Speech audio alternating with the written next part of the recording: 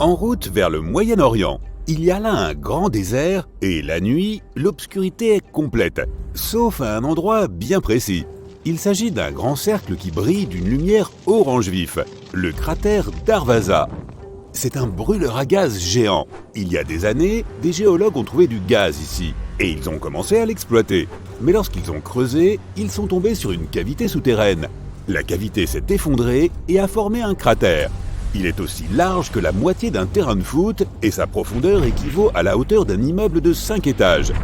Du gaz a commencé à s'échapper des fissures du cratère et comme les animaux paissaient souvent près de cet endroit, les géologues ont décidé de mettre le feu à ces flux de gaz pour en épuiser la source.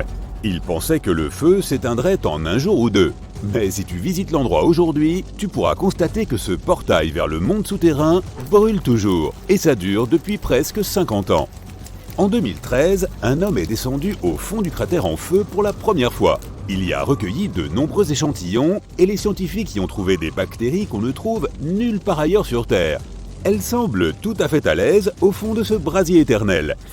En 2009, dans la ville de L'Aquila, en Italie, un homme a vu des lumières vacillantes danser au-dessus d'une rue pavée. Il a immédiatement su quoi faire et a déplacé sa famille dans un endroit plus sûr.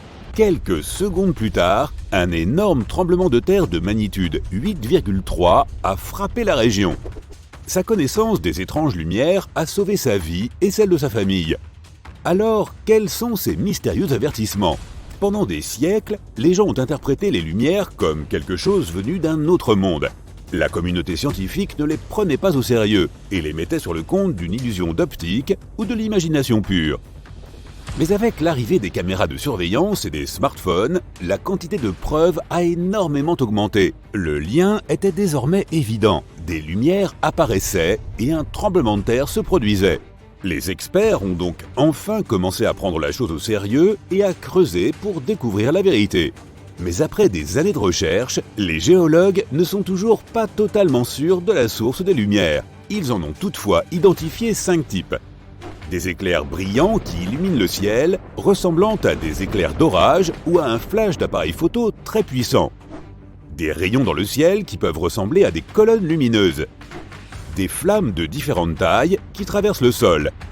Des lueurs diffuses au-dessus des montagnes.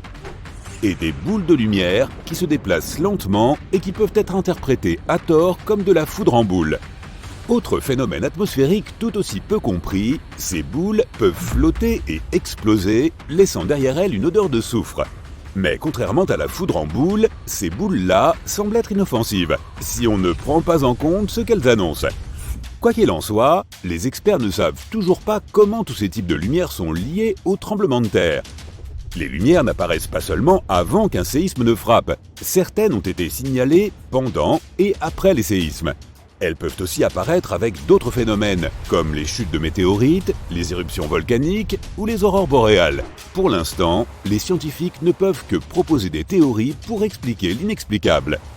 L'une des plus récentes prétend que les lumières sont dues à des lignes électriques rompues pendant un tremblement de terre. Mais cette théorie n'explique pas comment le phénomène a été rapporté il y a des centaines, voire des milliers d'années.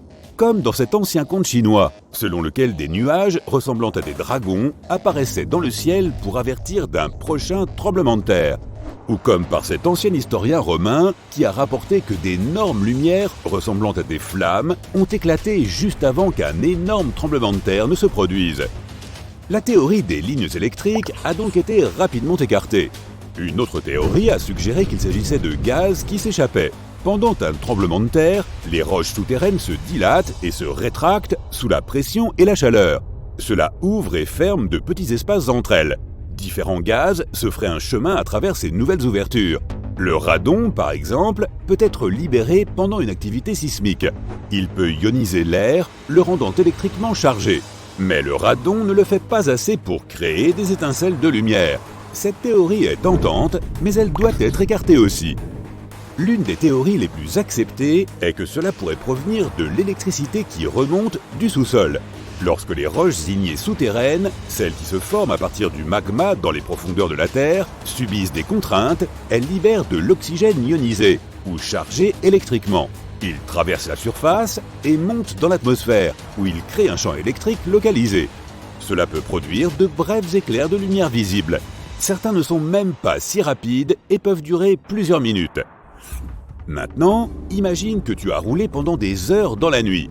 Tu n'as pas eu l'occasion de te reposer, si bien que ton attention ne tient qu'à un fil. Tu t'arrêtes et sors pour te dégourdir les jambes. Puis tu lèves les yeux au ciel et tu vois un magnifique lever de soleil. Mais attends, il y a 3 soleils dans le ciel. Tu te frottes les yeux, mais il y a toujours 3 étoiles brillantes dans le ciel. Non, notre soleil n'a pas été déchiré en 3 morceaux. Il n'a pas non plus été visité par 2 autres étoiles. C'est ce qu'on appelle une parélie. Elle se produit surtout pendant les fortes gelées. Les petits cristaux de glace dans le ciel déforment la lumière. Par conséquent, tu peux voir 3 points lumineux dans le ciel au lieu d'un seul. Ce phénomène est aussi appelé halo. Habituellement, il s'agit simplement d'un cercle autour du soleil. Il est même possible de voir un halo la nuit. Il suffit de regarder un lampadaire et tu verras un cercle lumineux autour de lui. Parfois, un halo peut prendre une forme plus fantaisiste. S'il y a beaucoup de glace dans l'air, la lumière est encore plus déformée, tout comme dans une pièce avec une douzaine de miroirs. Alors, le halo peut prendre la forme d'un œil humain. À cause de ce phénomène, une fausse aube peut aussi se produire. Alors que tu regardes l'horizon, l'aube pointe et le bord du soleil apparaît. Encore un peu et... le soleil commence à se dissoudre dans le ciel. Après quelques minutes, il fait de nouveau nuit.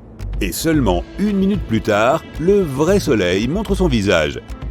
C'est le même effet de courbure de la lumière que tu as vu auparavant avec les 3 soleils. Seulement maintenant, la lumière est courbée verticalement et non horizontalement. Et au lieu du vrai soleil, c'est son reflet dans des cristaux de glace dans le ciel qui est apparu. Continuons. Ce nuage ressemble à un dinosaure. Et celui-ci ressemble à un chat. Et celui-ci... waouh, on dirait que ces nuages sont en train de tomber. Ah non, c'est juste un nuage de type Mammatus. Leur forme leur donne vraiment l'air de morceaux de nuages sur le point de tomber au sol. Ça ne devrait pas arriver, mais tu ferais quand même bien de commencer à chercher un abri. De tels nuages sont le signe de l'arrivée d'un orage violent. Il faut beaucoup d'air humide avec des cristaux de glace en altitude et de l'air sec dans les basses couches pour créer de tels nuages. Ensuite, des courants d'air verticaux apparaissent entre ces couches. Et ces courants font que les nuages prennent la forme d'un cerveau humain. Ce nuage géant ressemble à un dôme qui va recouvrir une ville entière. Et c'est exactement ce qui se passe. Un énorme nuage recouvre une vaste zone et y déverse ensuite une pluie abondante. Parfois, l'avant d'un tel nuage prend une forme bizarre, comme sur ces photos. Il ressemble à des spaghettis ou à des vers géants. Ce phénomène s'observe surtout en Australie et il s'appelle Morning Glory. Il se produit parce qu'un vent fort tord des parties du nuage des 2 côtés. Et alors, l'énorme masse nuageuse se divise en bandes épaisses. Parfois, tu peux voir dans le ciel un nuage constitué de milliers d'oiseaux. Il bouge rapidement et change de forme. Il devient plus transparent, puis plus dense et plus sombre à nouveau. Les oiseaux semblent participer à une sorte de danse, mais ils ne le font pas pour les foules de spectateurs rassemblés en bas. Ils le font pour se protéger.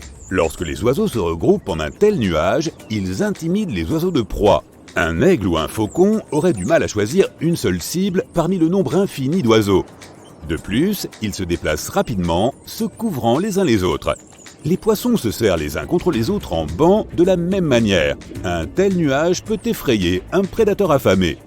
Prends des lunettes de soleil pour le suivant. Ce phénomène dure environ 40 minutes et ces nuages sont les mêmes que ceux qui peuvent causer l'apparition d'un anneau effrayant autour de la Lune la nuit. La nature envoie des signes précurseurs de catastrophes de nombreuses façons différentes. Des arbres en forme de J peuvent signifier qu'un glissement de terrain se prépare. Comme le sol bouge lentement, les arbres prennent cette forme très photogénique. Dans ce cas, essaie de trouver une zone plate et évite de t'approcher des arbres, sauf si tu as une force surhumaine. Un autre phénomène mystique peut être observé dans le désert, une cascade de sable. Lorsque le vent charrie beaucoup de sable au bord d'un canyon, il commence à tomber. Maintenant, amplifie cet effet 100 fois et tu obtiens une cascade de sable, comme celle qu'on peut observer en Arabie Saoudite. C'est comme les chutes du Niagara, sauf qu'il n'y a pas une goutte d'eau. Les locaux affirment que ce phénomène prévient d'une tempête de sable imminente.